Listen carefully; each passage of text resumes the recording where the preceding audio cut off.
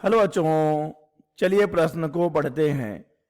एक सरल लोलक आयाम a तथा आवर्तकाल कैपिटल T के साथ x बराबर 0 के परितः सरल आवर्त गति करता है। x बराबर a/2 पर लोलक की चाल होगी। दिए गए विकल्प हैं a पाई a वर्गमूल 3/2t, बी विकल्प है पाई a/t, सी विकल्प है 3 पाई का वर्ग a/t और हमारा डी विकल्प है पाई a वर्गमूल 3/t। तो चलिए बच्चों, सबसे पहले हम लिख लेंगे मूल अवधारणा। मूल अवधारणा जिस पर कि यह प्रश्न आधारित है। यह प्रश्न आधारित है सरल आवर्त गति पर। सरल आवर्त गति। तो चलिए बच्चों, पहले हम समझ लेते हैं कि क्या होती है सरल आवर्त गति। बच्चों, सरल आवर्त गति एक ऐसी आवर्ती गति है जिसमें कि एक कण या फिर एक पिंड एक निश्चित बिंदु के, जिसे कि हम माध्य स्थिति कह सकते हैं, माध्य स्थिति, एक निश्चित बिंदु के आगे पीछे एक सरल रेखा में, आगे पीछे एक सरल रेखा में कुछ इस प्रकार से आवर्ती गति करता है, दोलन गति करता है कि किसी भी क्षण कण पर लगने वाला बल उसकी माध्य स्थिति से विस्थापन के समानुपाती और उसके विपरीत सदैव माध्य स्थिति की ओर होती है।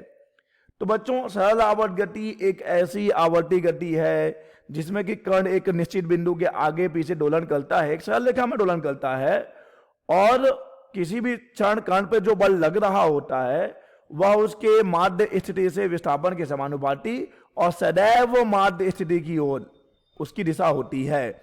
बच्चों, अगर हम बात करें कि सरल आवर्त गति का व्यापक समीकरण क्या होता है, तो बच्चों इसका व्यापक समीकरण है x बराबर a sin omega t। x बराबर a sin ओमेगा t बच्चों यह दिखाता है सरल आवर्त गति को। तो चलिए बच्चों, इसी मूल अवधारणा की सहायता से हम इस प्रश्न को हल करेंगे और देखेंगे कि इनमें से सही विकल्प कौन सा है।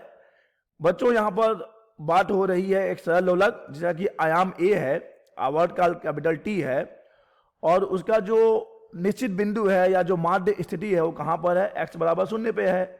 तो बच्चों ये इधर जाता है x बराबर a तक और इधर भी आता है x बराबर -a तक और ये उसकी माध्य स्थिति।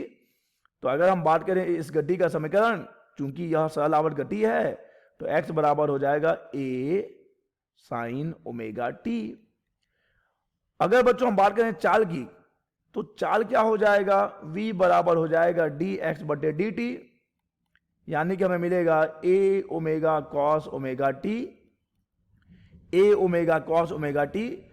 या फिर बच्चों हम चाहें तो इस कॉस ओमेगा t को जब हम साइन में बदलेंगे तो फिर हमें मिलेगा v बराबर ओमेगा वर्गमूल a का वर्ग माइनस x का वर्ग। कैसे बच्चों, ऐसा कैसे हुआ देख लीजिए। यहां से हम देखेंगे कि साइन ओमेगा t का मान हमारा x/a है, ठीक है, और कॉस ओमेगा t देखिए साइन वर्ग ओमेगा t धन कॉस वर्ग ओमेगा t बराबर 1 होगा।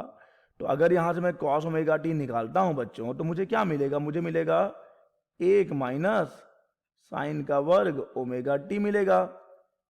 तो यहां से मैं अगर साइन ओमेगा t का मान रख देता हूं तो मुझे ये v का ये मान मिल जाएगा बच्चों। तो ये है v बराबर ओमेगा वर्गमूल a का वर्ग माइनस x का वर्ग। बच्चों हमें चाल पता करनी है x बराबर a/2 पर, यानी हम x का मान रख देंगे तो हमें मिलेगा v बराबर ओमेगा वर्गमूल a का वर्ग माइनस a/2 का वर्ग। चलिए इसे हल करें तो v बराबर ओमेगा, ये हो जाएगा a का वर्ग माइनस a का वर्ग 2 दूनी 4 और यह हो जाएगा v बराबर ओमेगा, ये हो जाएगा 4a का वर्ग माइनस, ये a है बच्चों, 9 मत समझ लीजिएगा, ये a है, 4a का वर्ग माइनस a का वर्ग और ये तो 2 बाहर आ जाएगा वर्गमूल से। ठीक है बच्चों, तो अब देखिए ये आ जाएगा v ओमेगा बटे 2 है 4a का वर्ग माइनस a का वर्ग, यानी हमें मिलेगा 3a का वर्ग, और ये वर्गमूल में है। और बच्चों हम जानते हैं कि ओमेगा बराबर 2 पाई बटे कैपिटल T होता है, तो हम उसे भी यहाँ रख देंगे। तो v बराबर हमें मिल गया 2 पाई बटे T, और ये 2 पहले से है तो 2 और 2 कट गया, और ये a बाहर आ जाएगा और ये वर्गमूल 3 बच जाएगा। तो बच्चों चाल कितना आ गया? चाल आ गया है पाई है, a है, वर्गमूल 3 है, बटे है t। अतः बच्चों इस प्रश्न का सही विकल्प हो जाएगा डी, पाई a वर्गमूल 3 बटे t। आशा करते हैं बच्चों आपको यह प्रश्न समझ आया होगा। धन्यवाद।